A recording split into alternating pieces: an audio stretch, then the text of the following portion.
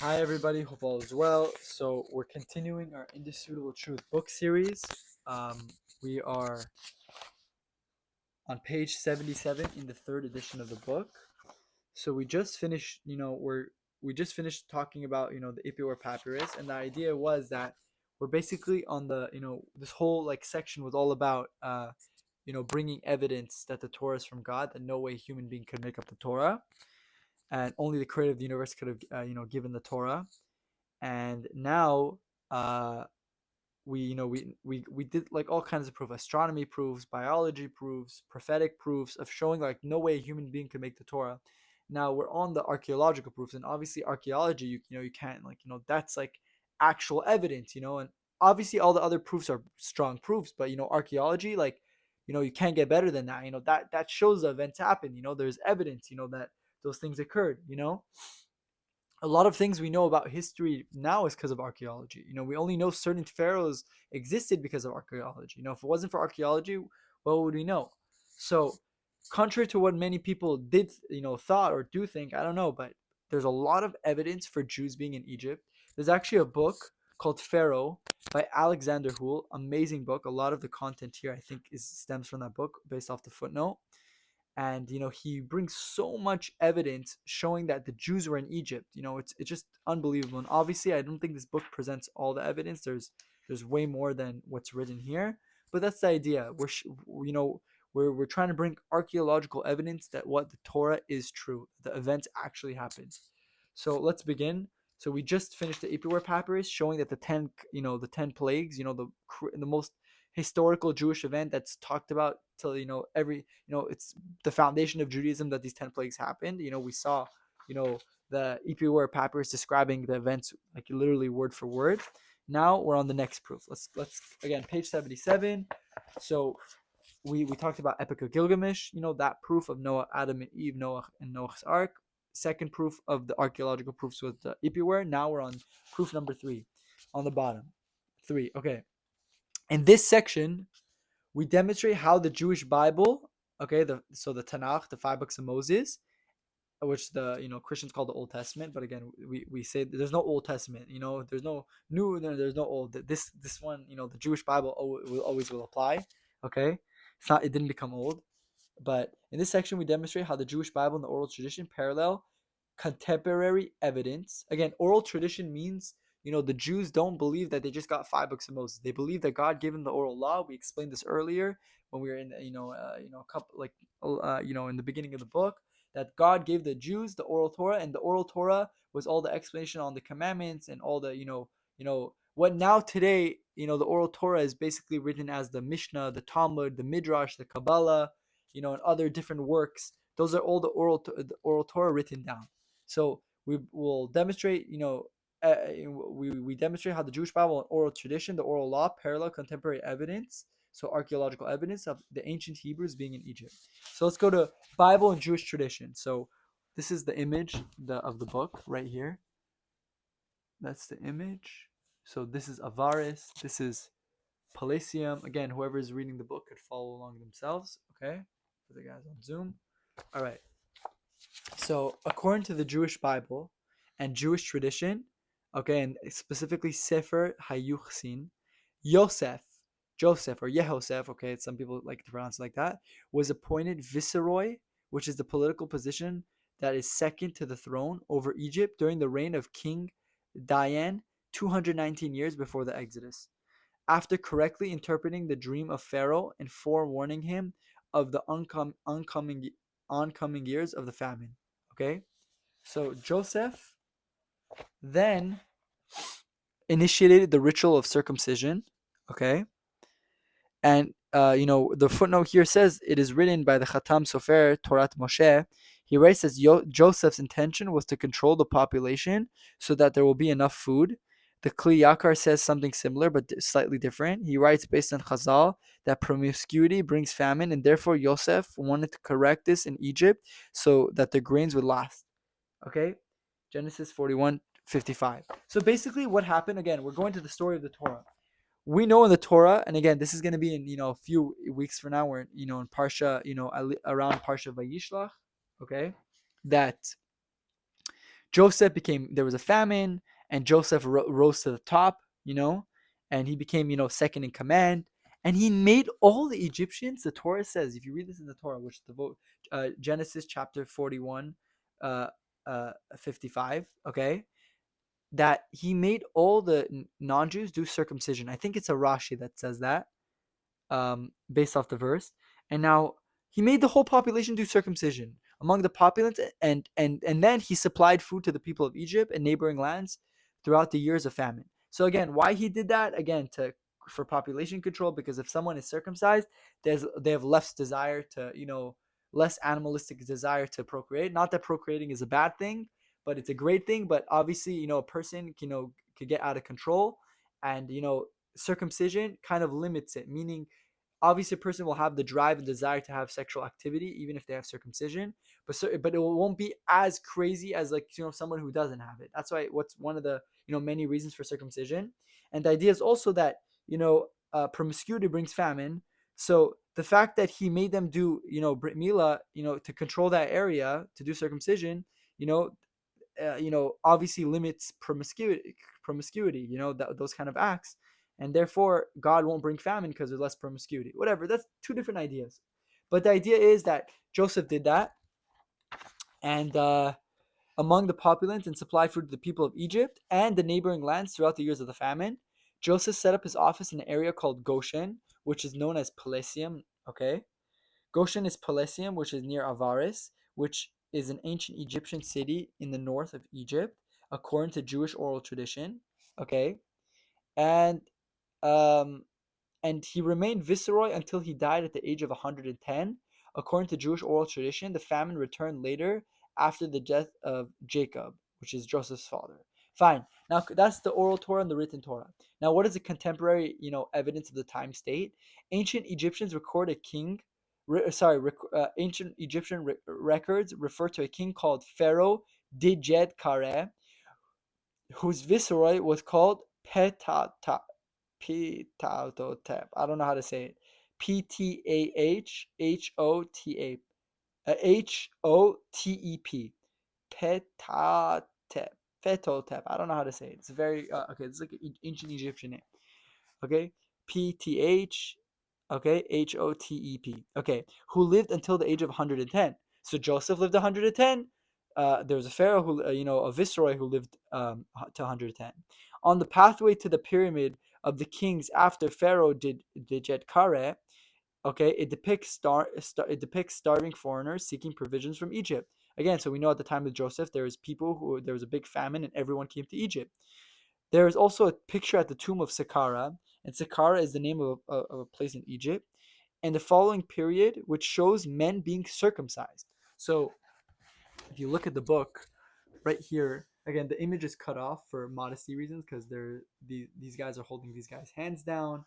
And if you look down here, again, search this image of people being circumcised in the tomb of Saqqara. They're being circumcised, so we don't want to, they don't want to put the actual picture in the book of, whatever, that act of being circumcised. So just search up the image. It's cut out for modesty reasons. But the idea is, you see here that they're being circumcised, which is crazy, which is nuts. Because why would they do that? Why would ancient Egyptians get circumcision? Especially particularly at the time where Joseph was supposed to be there. It says here, due to the picture's lack of modesty, we left out half of it. If you want to see the full image, please Google search tomb in Saqqara circumcision. Okay, or on page 78. So in the period, so you see in the that men being circumcised in the period following the 12th dynasty, which corresponds to the era of Joseph. Recent digs at Avaris near Pelusium have revealed a city that began to prosper and then acted as a major center in the eastern delta. The early stages of the ancient Egyptian city of Avaris were made up of houses with large grain silos, which remind us of the years of agricultural prosperity in the time of Joseph.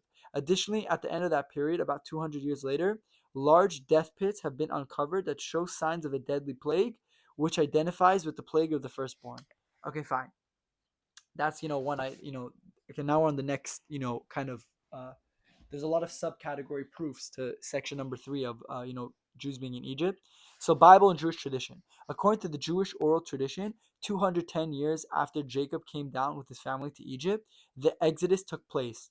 The main persecutor of the oppression was a king whose recorded reign was 94 years, followed by a king that reigned for 1 year, the years of the plagues. Contemporary evidence. Researchers have ascertained that 210 years after the reign of Pharaoh Djedkare, there reigned a king for 1 year, okay, whose name was Mere. Okay, this is hard to pronounce. Merenre Nemteyemsaf. Okay, the second. He ruled at the end of the dynasty that came to an unexpected and sudden end because of a catastrophic events that plunged Egypt into darkness. The king who ruled before Menere Nemyetyesef II was called Pepi II, and he reigned for 94 years. In fact, he is the only king in recorded history who ruled for so long. We can now identify Pharaoh Merenre Nemyetyesef II as the Pharaoh of the Exodus. And as a side note, Pharaoh Nem Yemsef, the name sounds very similar to Yam Suf, the Red Sea, that was split by Moses. Nem Yetzef was the Pharaoh whose army drowned in the splitting of the Red Sea. So it's crazy. His name is Nemte Yemsef. Yemsef sounds like Yam Suf. Yam Suf in Hebrew means Red Sea. Okay? So now, going back here, what's the Pharaoh of the Exodus? Okay, fine. So that's that. Okay, now there's another, more archaeological evidence. This is called the Brooklyn Slave Papyrus. Okay, so this is, again, ancient Egyptian paper, right? That's what a papyrus is. So it's like, evidence. So according to Jewish oral tradition, the main period of slavery began 86 years before the Exodus date of 1311 BCE. Okay, and the footnote says here, around the time Miriam was born is when the main brunt of oppression began. Meaning, when the Jews were slaves in Egypt, there were periods where the main, they're always slaves for about 210 years. They were slaves in Egypt, but there was a period where 80, I think 86 years, where that period was intense slavery, like much more harder. Now, contemporary evidence, the Brooklyn Papyrus, which again is called the Brooklyn Papyrus because it's in Brooklyn, contains the names of 95 slaves who worked on a farmland in the south of Egypt, which were evidently traded from the northern Hyksos kingdoms. Based on astronomical calculations, the papyrus can be dated to around 1380 BCE. Again, this is around 80 years before the Exodus, which is the main time. Those 80 years before, 86 years before, are the main times of hardship that they faced, and it carries the names of Hebrew slaves, such as, again, this is names on an Egyptian papyrus. Shifra sounds very Jewish. That's actually the name of Moses' mother, Shifra and Puah, if you see in the Torah. Shifra. Asher is one of the 10 tribes. Menachem, very Jewish name. Yisachar and Yisachar. These are all names that can be found in the Jewish Bible. So you see, this papyrus basically contains names of Jewish slaves, who had, and the Midrash actually says that the Jews, one of the things that they're very good at when they were in Egypt is that they kept their names. They kept to Jewish names. A lot of people in America, Jews who live here, they have names that Christopher or whatever, something, Smith or something. I don't know, random names that don't sound Jewish, but the person's 100% Jewish because his mother's Jewish. But the Jews in Egypt kept to their names. They didn't change. So if the name was, Yosef or Menachem or Asher, they kept to their names. Now, next, Bible Jewish tradition. So next proof. The Israelites lived in the north of Egypt in a land called Goshen, Palestium. And after bringing the mass destruction to the Egyptians through the 10 plagues, the Israelites left Egypt and were wandering. Again, they weren't lost. They weren't like, oh, we didn't know where to go. They had a punishment to wander in the desert for 40 years, throughout the desert for 40 years. Fine. So they're wandering throughout the desert for 40 years. Now, contemporary evidence. In Queen Hatshepsut's temple called Spios Artemidos, there is an inscription where Hatshepsut, who lived in the time of the Exodus, who was a queen, refers to the wandering people who lived in the north of Egypt and who left Egypt after bringing about its destruction. Again, so there's some Egyptian queen who literally, again, she lived probably after she lived around the time of the Exodus, so probably after the whole splitting the sea when the Jews already left, and who's basically saying, hey, there's these Jews, they were literally these Israelites, they were in Egypt and they literally escaped, and now they skipped the north, and after causing so much destruction. Fine. So that's with that. Now we finished the archaeological evidence for the Jews being in Egypt. Now we're on another set of archaeological evidence. We have 10 minutes left. And this archaeological evidence is for Mount Sinai. The big question, a lot of people are trying to figure out, where's Mount Sinai? Where did the Jews get the Torah? Now, really, in reality, it doesn't matter anymore where the mountain is, because there's no really laws, that are really relevant to the fact, the place after the Jews got the Torah, the place lost its holiness status. But obviously, we want to know, maybe there might be a practical ramification in regards to seeing, there's a halacha that if you see a place where a miracle happened to your ancestors, you have to make a special blessing. I don't know if this is the place that law would apply, but the idea is, why do we want to know? Just, we want to know because, that's where we got the Torah. That's pretty crazy. The first time God came down to humanity in a mass revelation, like, we want to know where that is. And the question is, where is it? Everyone's trying to figure it out. So, while others believe that Mount Sinai is located in the Sinai Peninsula, we believe that it is based on Christian teachings. In this so obviously the Christians, they don't have an oral tradition, so they don't know. The best people to ask where that could be is the Jews, because the Jews are the people of the book. We know it better. In this section, again, not that we're better, it's just God, that's how the God gave the Torah. In this section, we present facts based on the written Torah and the Jewish oral tradition. Okay, so Mount Sinai, Har Sinai, aka Mount Horeb, Har Horeb. Okay, one of the most important events in Jewish history was the giving of the Torah on Mount Sinai, otherwise known as Mount Horeb. This is where the Judaism officially began. As we said before, the Torah says that God gave the Jews the Torah on Mount Sinai and made a covenant with them that they will be his special people and he will be their God. This was the only time in their entire history, in the entire history of the world, where God spoke to millions of people at once in a public event. Finding the mountain that fits the description of its characteristics, the proper location, and precise dimensions provided to us by the Torah and the oral tradition, not only demonstrated once again that the veracity of the Torah, not only demonstrated once again the veracity of the Torah, but allows us to have a visual connection to this amazing event. Using the website Google Earth, researchers were able to locate Mount Sinai and take amazing photos of the actual mountains using satellites. So if you want to see the images here, again, page 80 in the book. If you want a free PDF of the book, go to indisputabletruth.com. You can get a free PDF, and if you want to see, for the people who are viewing online, so this is the whole thing. Again, it's backwards here, but these are there's more pictures. We'll go through them. Okay, so Bible and Jewish oral tradition. In Deuteronomy 1, we are told that the Israelites left Mount Sinai at a place called Horeb and headed towards the Amorite Mountains on the southwest corner of the Dead Sea, and at the same time headed towards a place called Kadesh Barnea. Again, this is something that you got to look into the book when you're reading this, or else you're not going to kind of understand what I'm saying. So we know from the book of Numbers, Sefer Bamidbar, that Kadesh Barnea is geographically situated next to Eilat. In order for the Israelites to head in both directions at the same time, Kadesh Barnea, the Amorite Mountains, and Horeb, they must all lie on a straight line. In the Torah, it reports that from Horeb they crossed the whole wilderness. Again, so this is another image right here of so this is the Dead Sea, the Amorite Mountains. This is Kadesh Barnea. Okay, this is Horeb, is a location, and Mount Sinai, Jebel Harb, is right here in Saudi Arabia. Okay, for people wondering, again, look in the book to get more details. Now, so factual evidence: joining the southwest corner of the Dead Sea with the so joining the south. Okay, let me read it from here. Okay, joining the southwest corner of the Dead Sea with the corner of Eilat and continuing the line down across the Arabian desert until the shores of the Red Sea, we arrive at a place that is still called Horeba today, where there is a mountain close by called Jebel Harb. So they call the mountain Jebel Horeb. Okay, again, that's Mount Sinai's the name, because it was actually two mountains right next to each other. And the Bible and Jewish oral tradition, according to Jewish oral tradition, the Midrash Agadata, based on the wording of the text in Number 10, chapter 10, verse 33, and Deuteronomy 1, verse 2, the distance between Horeb and Kadesh Barnea was 174 kilometers.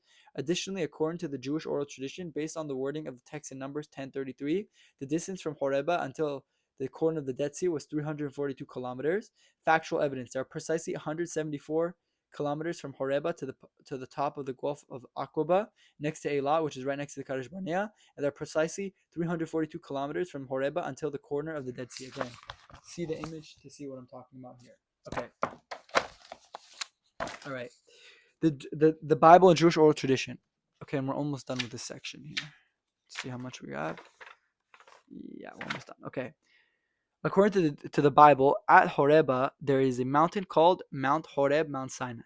According to Jewish oral tradition, Mount Sinai was on top of Mount Horeb, and Mount Sinai was 500 amot, which is 237 meters high. Factual evidence: adjacent to Horeba, okay, so there's two mountains right next to each other, Horeba and Mount Sinai. There's a mountain still known, so adjacent for Horeba, that location, there's a mountain that is still known today as Jebel Mount Harb.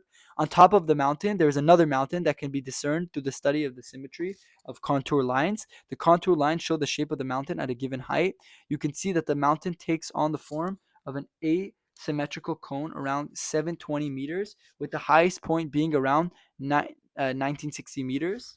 1,960 meters. This makes the cone like a mountain that rests on top of another mountain with a height of 240 meters. Okay. The upper mountain measures approximately 500 amot, 237 meters. So again, this is the image of the contour lines. You could just see based off this the whole calculation right here, and this is the mountain if you want to look on Google Earth. Okay. According to Jewish oral tradition, the diameter of the mountain was 12 kilometers wide. Using Google Earth, we were able to measure that the diameter of Jebel Harb measures 12 kilometers. Again, right here, see it here, 12 kilometers is the entire mountain.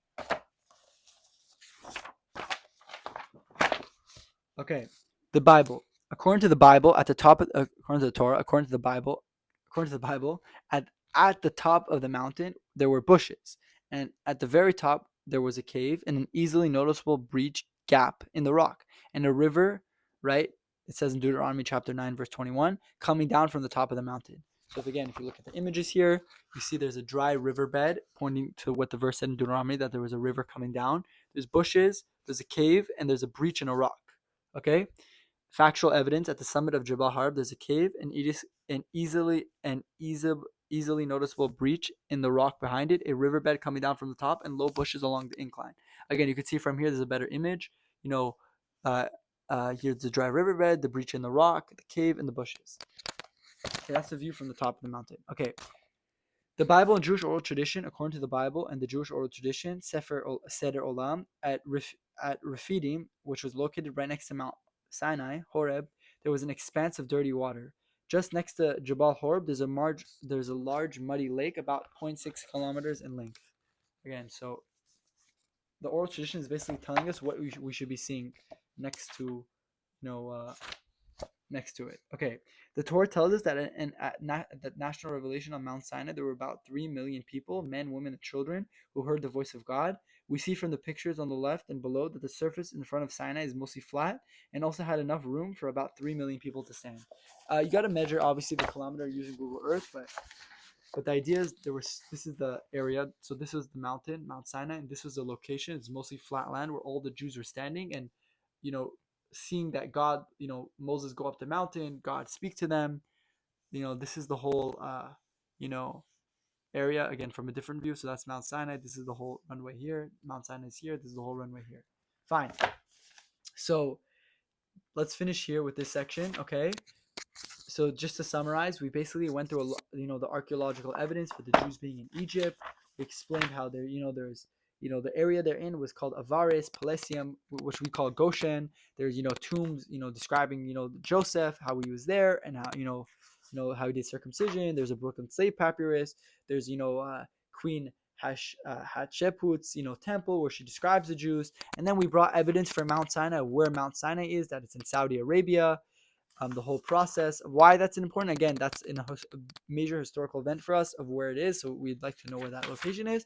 And next time, we're almost done with the archaeology section. We will continue at page 84. We're going to go through the archaeological evidence for Bilam and more archaeological evidence for Jews being in Egypt and King David. So let's finish there. Thank you so much for listening. Please subscribe if you have a chance, and please share these videos to get it to more Jews so people can understand, how great Judaism is and how it's true. Thank you for listening.